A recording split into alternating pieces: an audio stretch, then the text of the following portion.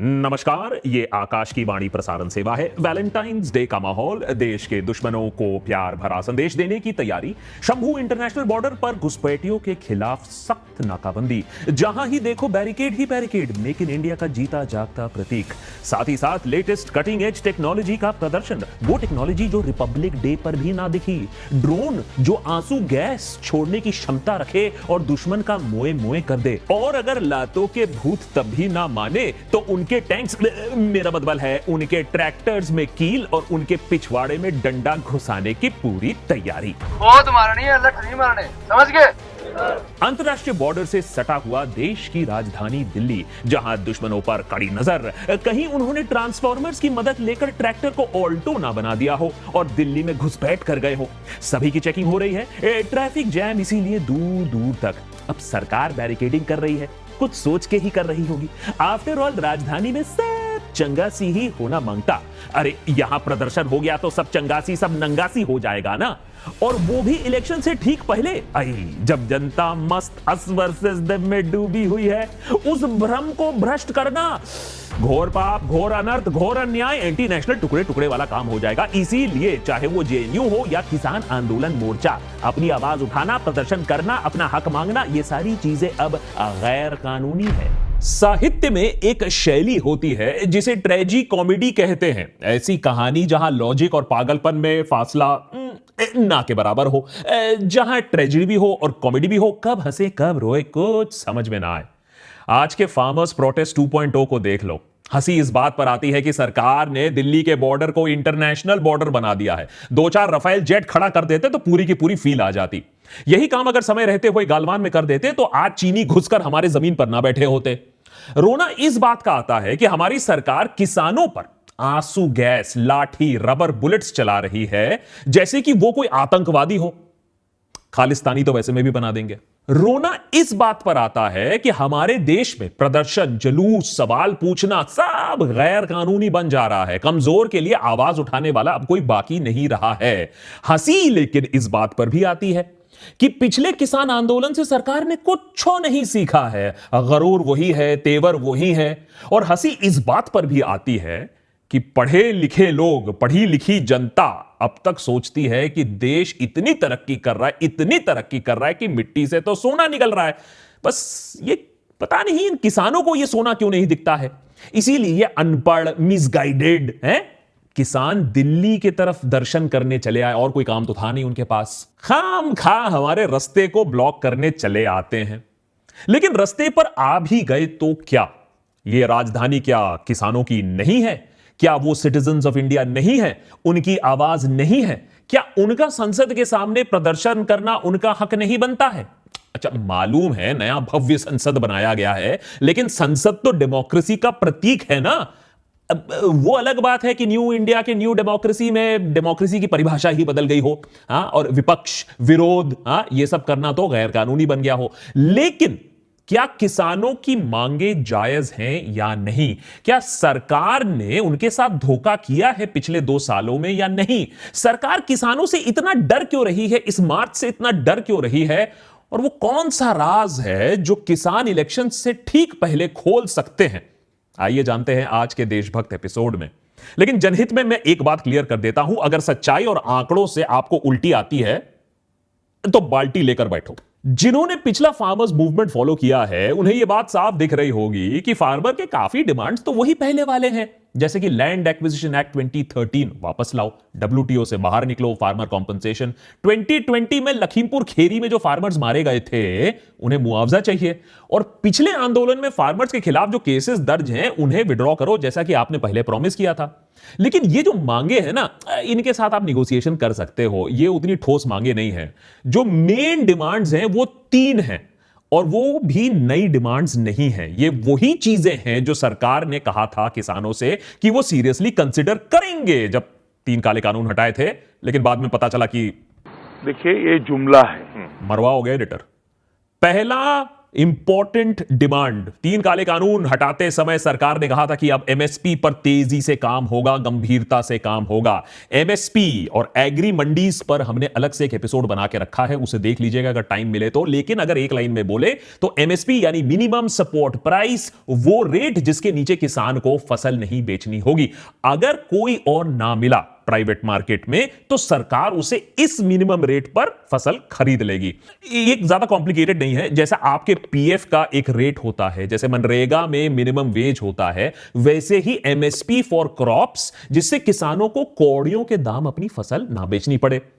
जहां सरकार यूसीसी लाने पर काफी गंभीरता से फोकस कर रही है, वहीं किसान कह रहे हैं कि पहले यूनिवर्सल एमएसपी तो ले आओ, यानी 23 जो फसल है उनमें मिनिमम सेल प्राइस आप सेट कर दो, जिसके नीचे कोई प्राइवेट कंपनी भी, चाहे जितनी बड़ी पूंजीपति हो, जितने भी पावरफुल प्राइवेट कंपनी भी हो, वो इससे नीचे ना खरीद पाए और किसान को जीने का एक अवसर प्राप्त हो। नहीं तो बेचारा हमेशा कर्ज में ही डूबा रहता है। इस मैटर की अर्जेंसी देखते हुए किसान आंदोलन के 9 महीने बाद जाकर सरकार ने एक कमेटी का गठन किया। करीबन 30 मेंबर की यह कमेटी में पंजाब, हरियाणा और उत्तर प्रदेश से कोई रिप्रेजेंटेशन ही नहीं था, जहां से पूरा आंदोलन, जो फर्स्ट आंदोलन है वो शुरू हुआ था। ये तो इसी को तो कहते हैं फकीरी। और ना ही कोई इकोनॉमिस्ट था, ना ही कोई डोमेन एक्सपर्ट था जिनके व्यूज फार्म लॉस के खिलाफ थे। यार इतनी हिपोक्रेसी, सीधे सीधे बोल देते। देखिए ये जुमला है, लगवा दो यूएपीए, लगवा दो, अब तो बेल भी ना मिलेगी। किसान अब कह रहे हैं कि एमएसपी हमारी जिंदगी के लिए बहुत जरूरी है, हमारे सर्वाइवल के लिए बहुत जरूरी है, इसकी घोषणा आप तुरंत कीजिए, इसको कंपलसरी बनाइए। अब हम और वायदों पर नहीं जाएंगे क्योंकि आपने हमें बहुत लटका दिया है। दूसरा, सेकंड बिगेस्ट जो डिमांड है कर्ज के बारे में है। लोन वेवर एक बहुत ही जटिल मामला है। किसानों का कर्जा जब भी माफ करने की बारी आती है तो जनता में त्राही त्राही मच जाती है। अरे हमारे ही तो टैक्स का पैसा है, ऐसे कैसे माफ कर सकते हो आप किसानों का लोन, ये तो अच्छी बात नहीं है। ठीक से देखें तो यह बात भी सही है, लोन तो किसी का ऐसे ही माफ नहीं होना चाहिए, ना आपका, ना मेरा, ना अडानी का, ना किसानों का। लेकिन जब सरकार पिछले 10 सालों में चुपचाप 7 लाख करोड़ रुपए कॉर्पोरेट लोन्स माफ कर देती है, राइट ऑफ कर देती है। देखिए अंग्रेजी और इकोनॉमिक भाषा में बोले तो फिर वो लॉस नहीं लगता है। 7 लाख करोड़ रुपए राइट ऑफ कर देती है, तब हम बोलते हैं सरकार ने किया होगा, कुछ सोच के ही किया होगा। उधर किसान अपने ट्रैक्टर का लोन अगर ना चुका पाए, 1-2 लाख रुपए की भी बात हो, तो या तो उसे जेल जाना पड़ता है, कभी कभी तो उसके ऊपर से ही ट्रैक्टर चल जाता है, और अगर जिंदा बच भी जाता है तो साहूकार के कर्जे के नीचे फिर वो दम ही तोड़ देता है। आजादी के इतने सालों बाद भी दिल्ली के जंतर मंतर में या सिंघू बॉर्डर पर कभी किसान आंदोलन छोड़ के इंडस्ट्रियलिस्ट का आंदोलन देखा है? कि इंडस्ट्रियलिस्ट बोल रहा है, कॉर्पोरेट हॉन्चो बोल रहा है कि हमारे लोन माफ करो। सोचने वाली बात है ना कि नेता टाइप लोग बोलते जरूर हैं जय जवान जय किसान, लेकिन अंदर कुछ और कर रहे होते हैं, किसी और की जय चल रही होती है, क्योंकि जवानों के नाम पर तो वोट मांगे जाते हैं और किसानों का खून चूसा जाता है। एनीवेज, तीसरा जो थर्ड बिगेस्ट डिमांड है, भारत रत्न से आपने एमएस स्वामीनाथन को अवार्ड तो कर दिया, बहुत अच्छी बात है, उन्हें यह सम्मान मिलना भी चाहिए था, लेकिन उन्हीं की स्वामीनाथन कमीशन रिपोर्ट धूल चाट रही है। एमएस ना ही फादर ऑफ ग्रीन रेवोल्यूशन, जैसे हम लोग टेक्स्ट बुक में पढ़ते हैं, वो ना ही फादर ऑफ ग्रीन रेवोल्यूशन थे, बल्कि हमारे देश के किसान और हमारे देश की एग्रीकल्चर के बारे में बहुत फिक्र करते थे।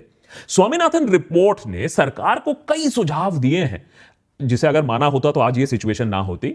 Extensive land reform, distributing of surplus and waste land, कि भैया लोगों को और जमीन मिले, prime agricultural and forest land corporates के हाथ में ना जाए। अब आप समझ सकते हो ये क्यों इंपोज नहीं हो रहा है। लोगों को ग्रेजिंग राइट्स देना, ज्यादा गवर्नमेंट एक्सपेंस माने public investment into irrigation, drainage, land development, water conservation and promotion of conservation farming and biodiversity, जिससे और भी अवसर बढ़े। 4% ब्याज पे फार्मर्स को लोन मिले, और अगर फसल सही ना निकले तो ब्याज पर माफी, नॉट प्रिंसिपल, ब्याज पर माफी। ऐसा हेल्थ इंश्योरेंस पॉलिसी जो फार्मर को, क्रॉप को और लाइफ स्टॉक को कवर करे। एंड ऑफ कोर्स सबसे इंपॉर्टेंट जो उनका सजेशन था, एमएसपी का रेट बढ़ाओ, at least 50% above the weighted average cost of production. इसको C2+50 फॉर्मूला बोलते हैं, यानी सारी इनपुट कॉस्ट को मिलाने के बाद भी फार्मर को एक डिसेंट प्रॉफिट मिलना चाहिए। 2 दशक हो गए, ना बीजेपी ना कांग्रेस सरकार ने इस रिपोर्ट के रिकमेंडेशंस को सीरियसली इंप्लीमेंट किया। लेकिन अब देखिए इलेक्शन का समय है, तो अभी राहुल गांधी आकर कहते हैं कि अब वो एमएसपी को लीगल राइट बना देंगे अगर कांग्रेस पावर में आती है। इलेक्शन का टाइम है, बेनिफिट मिल सकता है। इलेक्शंस को 1 महीना बाकी है। अब नेचुरल सी बात है कि मोदी सरकार के समर्थक कह रहे हैं कि यह सब तो एक पॉलिटिकल चाल है, यह सब तो झांसा है। अभी तक फार्मर्स को खालिस्तानी बोला नहीं, वो भी कुछ ही दिनों में बोल देंगे। लेकिन कहीं ना कहीं सरकार इस आंदोलन को दबाना चाहती है, क्योंकि इससे हमारे देश का एक कड़वा सच भी सामने आ जाएगा। इलेक्शन और no election, of course election के समय आ जाएगा तो गड़बड़ हो जाएगी। अभी तक देश का एक बहुत बड़ा हिस्सा 5 ट्रिलियन टन इकोनॉमी, विश्व गुरु, प्राण प्रतिष्ठा में उसी की धुन में मग्न है। उनके लिए अमृतकाल आ चुका है, आएगा नहीं, आ चुका है। ऐसे लोगों को अगर आप लो पर कैपिटा इनकम, हेल्थ केयर और education crisis, rural distress, agrarian crisis, इस सब के बारे में बताओगे तो उनका मूड चौपट हो जाएगा। देश की आधी जनसंख्या खेती में, खेती बाड़ी या अलाइड उसमें जॉब्स में जुड़ी हुई है। अब इस आधी जनसंख्या को बहुत ज्यादा कठिनाइयों का सामना करना पड़ता है। इनपुट प्राइसेस बढ़ रही हैं, क्लाइमेट भी चेंज हो रहा है, फसल के दाम उनको कम मिल रहे हैं, क्रेडिट मिलता नहीं है। अब इस सब के चलते किसान वही का वही फंसा हुआ है, सालों से, दशकों से। यह इतना कॉम्प्लिकेटेड प्रॉब्लम है कि ना बीजेपी ना कांग्रेस इसको सुलझा पाएगी, और इसीलिए इस पर सिर्फ पॉलिटिक्स ही खेला जाता है। रिसर्च यह बताता है कि ग्रामीण इलाकों में सिर्फ खाने का खर्चा घर का आधा बजट अब खत्म कर रहा है। अब आप सोचो कि अगर आधा बजट में सिर्फ खाने में चले गया तो आदमी पहनेगा क्या, आदमी पढ़ेगा क्या, आदमी खर्चा क्या करेगा। और इसीलिए रूरल इकोनॉमी भी डिस्ट्रेस में दिख रही है। रूरल इंडिया में वेजेस अगर आप बात करें इन्फ्लेशन के साथ एडजस्ट करने के बाद, तो वो कम हो रहा है, लिटरली कम हो रहा है। पिछले 1 दशक की अगर हम बात करें तो आमदनी कम हुई है, बढ़ी नहीं है। एक और रिपोर्ट यह बताती है कि अगर 2014 से 2022 के बीच में आप इन्फ्लेशन एडजस्ट करके एग्रीकल्चरल वेज देखोगे तो 1% बढ़ी है। करीबन 8 साल में 1% आपकी वेजेस बढ़ी है इन्फ्लेशन एडजस्टेड। शायद यही वजह है कि सरकार डेटा नहीं निकालना चाहती है ऑन पॉवर्टी इन इंडिया, क्योंकि यह रिपोर्ट, ये आंकड़े साफ साफ दिखा देगी कि demonetisation, sudden lockdown, faulty GST implementation की जो असली मार है वो रूरल एरियाज पर कैसे पड़ी है। और बात यहां यह नहीं है कि वोट किसको मिलेगा, आएगा कौन या नहीं आएगा कौन। बात यह है कि लोगों की माली हालत कैसी है। अगर यह फार्मर प्रोटेस्ट एक पॉलिटिकल स्टंट है तो वो इसलिए है कि फार्मर्स भी जानते हैं कि अगर सरकार से कुछ मनवाना है तो इलेक्शन से पहले ही सबसे चंगा समय है, क्योंकि वोट की भाषा इज दी ओनली भाषा जो सरकार समझती है। नहीं तो इलेक्शन के बाद आप कर लीजिए, आप बैठे रहिए सिंगू बॉर्डर पर 2 साल तक, कोई फर्क नहीं पड़ने वाला है सरकार को। और अगर पॉलिटिक्स की बात हो रही है तो यह भी जान लीजिए कि सिर्फ एक ही पार्टी नहीं है जो इलेक्शन की अहमियत को समझती है, टाइमिंग को समझती है।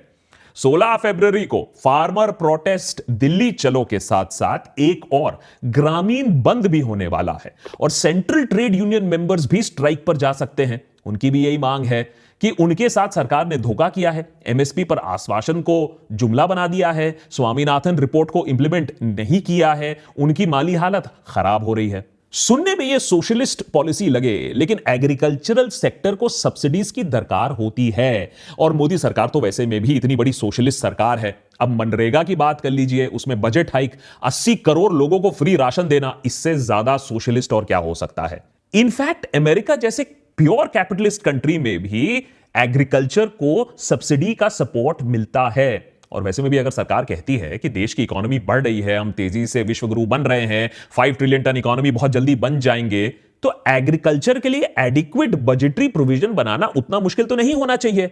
इससे रूरल इकोनॉमी को एक्चुअली बूस्ट मिलेगा। हां, अगर पैसा है ही नहीं तो फिर बताओ लोगों को कि भाई हमारे पास पैसा नहीं है। लेकिन लोगों को बताना, लोगों के साथ डिस्कस करना, वार्तालाप करना, यह तो दूर की बात है, आप तो लोगों की सुनोगे नहीं। यहां तो प्रोटेस्ट करने देना भी दुश्वार हो गया है। दुनिया भर में ऐसा नहीं है कि परफेक्ट सिचुएशन है, जगह जगह पर फार्मर प्रोटेस्ट हो रहे हैं। पिछले 1 साल में यूरोप में हो रहा है, अमेरिका में हो रहा है, लेकिन वहां प्रोटेस्ट की अनुमति तो है, राइट टू प्रोटेस्ट तो है।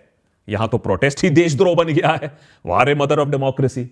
लगता है कि हम अपने फार्मर्स को सिर्फ खेत में ही देखना चाहते हैं। फिर हम वहां जाएंगे, उनके पास बोलेंगे हो हाउ स्वीट, गन्ना चबाएंगे, एक फोटो इंस्टाग्राम पे लगाएंगे और बोलेंगे भाई देखो ये सब तो अच्छा है, दिल्ली मत आना मेरे दोस्त।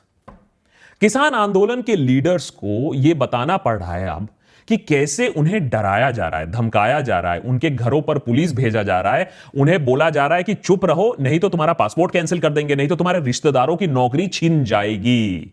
यह है मदर ऑफ डेमोक्रेसी का कड़वा सच। और उससे भी ज्यादा कड़वा सच तो यह है कि हम में से कई देशवासी तो हैं लेकिन देशभक्त नहीं। कुछ तो यह कह रहे हैं कि फार्मर्स की अच्छे से खातिरदारी होनी चाहिए पुलिस के द्वारा।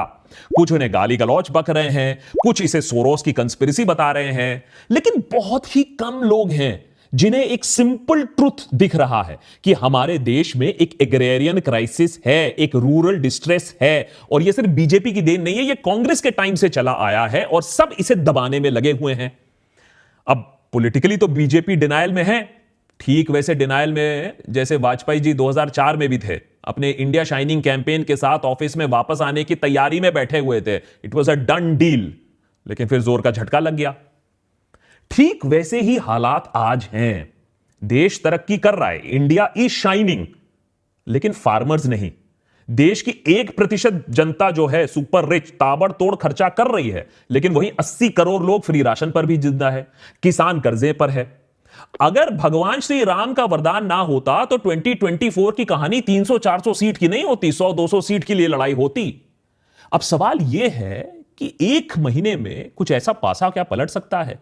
क्या जो रूरल इंडिया है उसको यह बात दिख जाएगी, यह भ्रम टूट जाएगा? बीजेपी ये रिस्क भली भांति जानती है और इसीलिए इस प्रोटेस्ट को दबाने की हर कोशिश हो रही है। ये जो इंटरनेशनल लेवल बॉर्डर बन रहा है दिल्ली में, ये वही कोशिश है कि कहीं फिर से सिंगू बॉर्डर पार्ट 2 ना बन जाए। लेकिन MSP, loan waiver, Swaminathan report का इंप्लीमेंटेशन इतना मुश्किल नहीं है। देखिए, निगोसिएशन आपको करना है तो आपने तो निगोसिएशन कतार के साथ भी कर लिया और हमारे नेवल वेटरन्स को वापस ले आए, उसके बारे में हमने एपिसोड भी बनाया। Good job done. तो फिर आप यहां फार्मर्स के साथ नेगोशिएशन नहीं कर सकते हो जब आप कतार के साथ नेगोशिएशन कर सकते हो? सोचो अगर मोदी सरकार ने यह इंप्लीमेंटेशन कर दिया, एमएसपी को जारी कर दिया, भाई साहब 400 पार इस बार। लेकिन पिछली बार 3 काले कानून हटाने के लिए 1 साल बैठना पड़ा था फार्मर्स को रस्तों पर। अब इस बार 3 मांगे पूरी करने के लिए कितना टाइम लगेगा, यह तो देखने वाली बात है।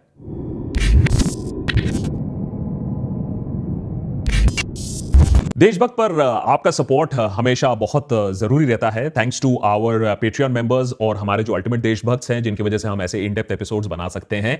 अगर आपको हमारा काम अच्छा लगता है तो do subscribe, do share this video and patreon.com पर जाकर आप एक मेंबर भी बन सकते हैं, एक अल्टीमेट मेंबर भी बन सकते हैं, या फिर नीचे आप यूट्यूब बटन से भी आप सपोर्ट कर सकते हैं और एक मेंबर बन सकते हैं ऑफ द देशभक्त। Many thanks for watching.